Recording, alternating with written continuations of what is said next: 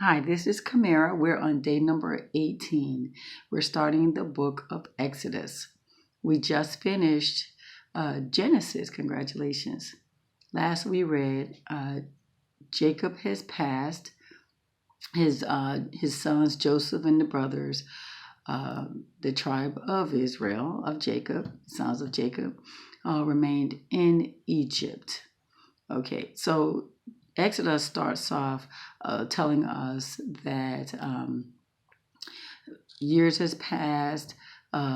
Joseph and his brothers have passed. Their entire generation has passed, and so now there's a new king of Egypt, and he does not know Joseph or what he has done.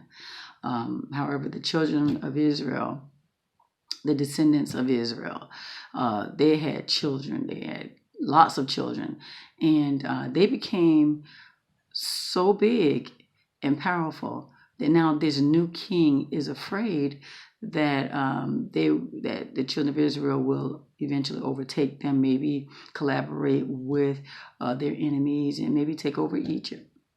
And so he comes up with this plan. I need to do something. He tries to be proactive by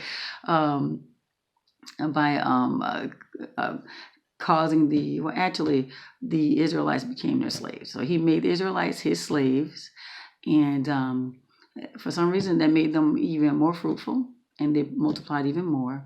And so he had them to build cities, and no matter how hard he made things, they still multiplied greatly. And so he had this plan. I'll just destroy all the newborn boys. We'll keep the girls. And so what we'll do is I'll talk to the midwives who helped to deliver these Hebrew children. And I'll tell them, I need you to get rid of all the male children. Keep the girls, just destroy the boys. And so the midwives were like, I fear God. I'm not going to be doing that. So they didn't tell Pharaoh that. What they did tell Pharaoh was that those Hebrew women have those babies so fast, by the time we get there, those babies are out. And so that plan did not go well. And so, it didn't go well for Pharaoh. Because God was so pleased with the midwives, he allowed them to have their own families. So guys, I'm telling you guys, stick for righteousness no matter what. Stick to righteousness. As long as God is on your side, you're going to be victorious. So the midwives clearly made a great decision by doing what pleases God over what the king of Egypt told them to do. And so he comes with this another plan.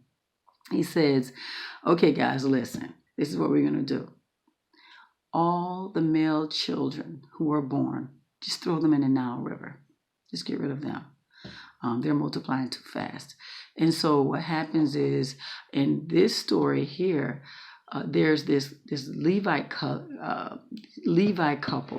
from the descendant from the tribe of Levi, and they have a son.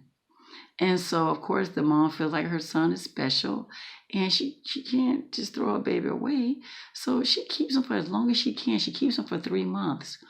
But when it got to a point where she could no longer hide him, she made him a waterproof basket, and she placed him in that basket. And so once she placed him in the basket, she put the basket in the Nile River. So after she did that, his big sister, was watching the whole thing, and she watched it as the baby sailed away. But then while she was watching, she noticed that Pharaoh's daughter was out bathing. And so Pharaoh's daughter, she got curious. She's like, what the? So she sends her maid to fetch the basket. And when she opens the basket, she sees a crying baby, and he melts her heart. And so I love the fact that Moses' sister, she runs to to Pharaoh's daughter and says, hey, I have an idea. Would you like for me to run back to my people and get a nurse for this baby? And so Pharaoh's daughter's like, yeah, please do. Please do. So this girl runs back and gets her mother. Mother comes. Pharaoh's daughter was like, you know what, take this kid and nurse him for me, and I am going to pay you. She got paid for watching and taking care of her own son. I can't even imagine. Oh my God. Praise God for that. I could just imagine how that must have felt for her. So the child got big enough. She took the baby back to Pharaoh's daughter, and she adopted the baby and named him Moses. And so, and she named him that because she said, I drew him from the water. And so now you have this Levite boy raised in Pharaoh's home.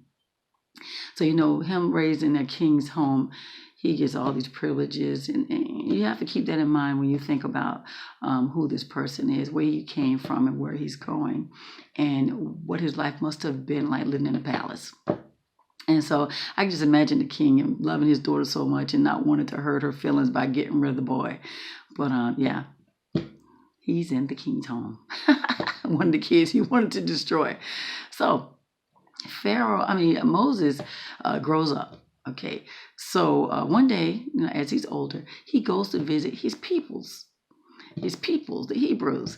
And so while there, he noticed how one of the Egyptians were beating one of the slaves, one of his fellow Hebrew guys.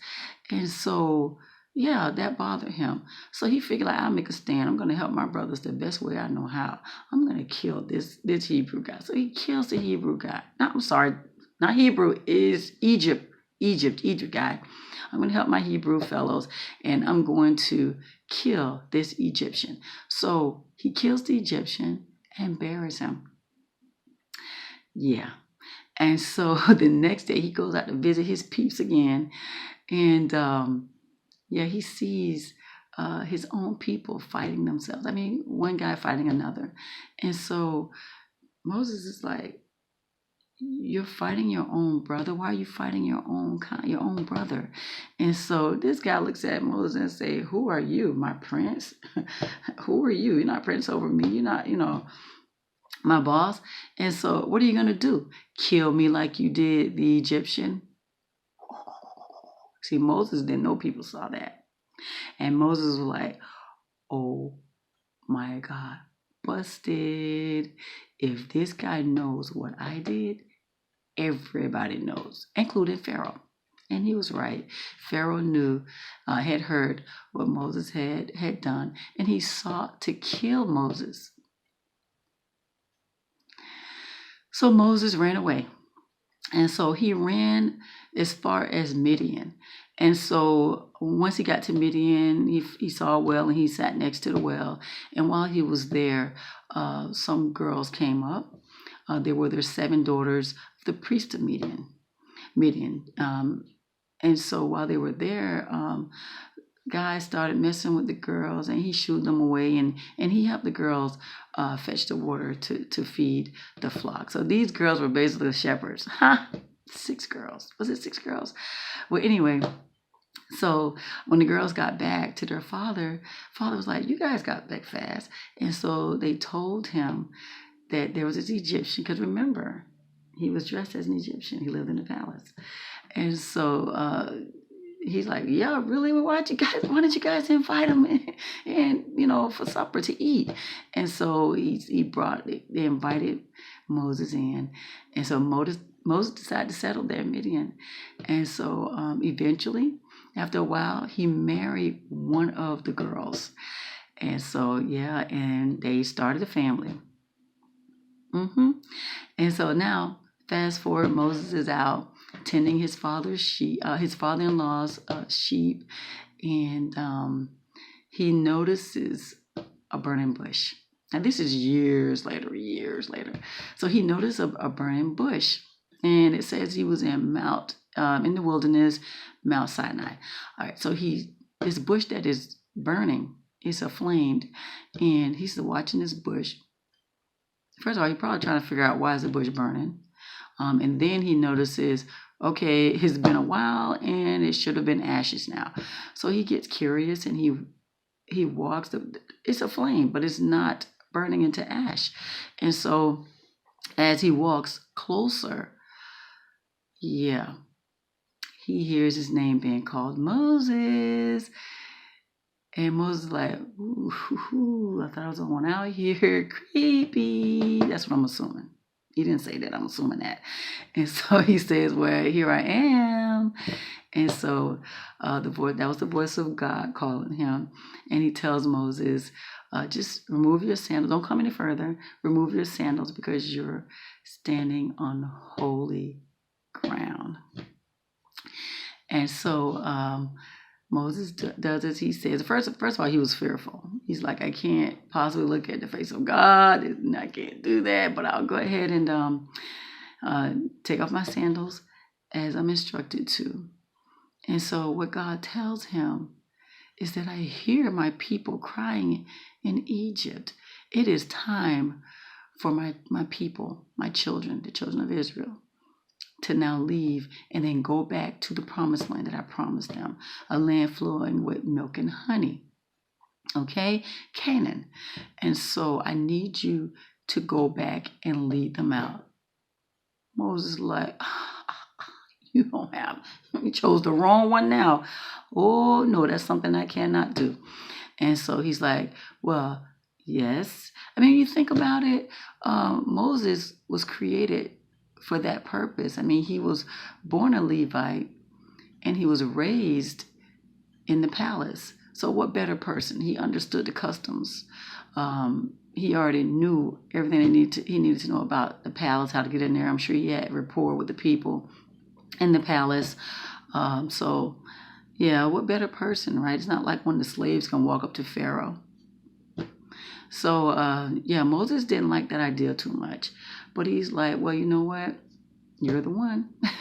So he says, well, how do I know they're going to believe me? He says, well, you know what? And who should I tell them sent me? He said, you're going to tell them that I am the God of their ancestors, the God of Abraham, the God of Isaac, the God of Jacob. And you're going to go to the elders first, and you're going to tell them that I sent you. And they're going to believe you.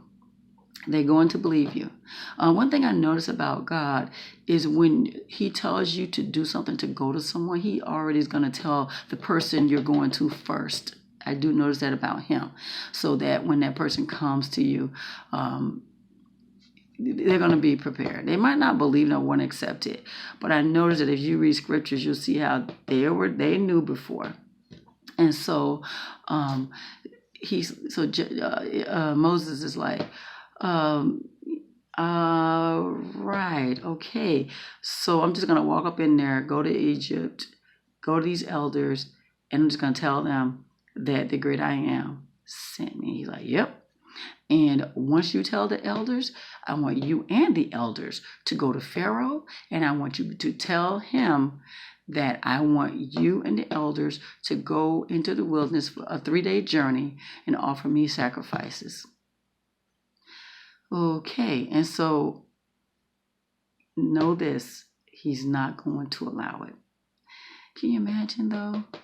God already knows the heart of Pharaoh. He already knows what he's gonna have to do. He says, in order for Pharaoh to let you guys go, I'm gonna have to really create some events. I'm gonna have you to create miracles. We're gonna create miracles, and once he is convinced, then he's going to let you guys go. But this is the order that it has to happen. And so, yeah, that's where we are, guys. Day number 18. We've completed Genesis. We're entering Exodus. And guys, I'm telling you, it's a great book. I absolutely love Exodus. You really see God up in this piece right here. So congratulations again for completing Genesis in less than a month and entering into Exodus and continuing your journey and learning who God is. You guys have a blessed day and keep it going. Keep it moving.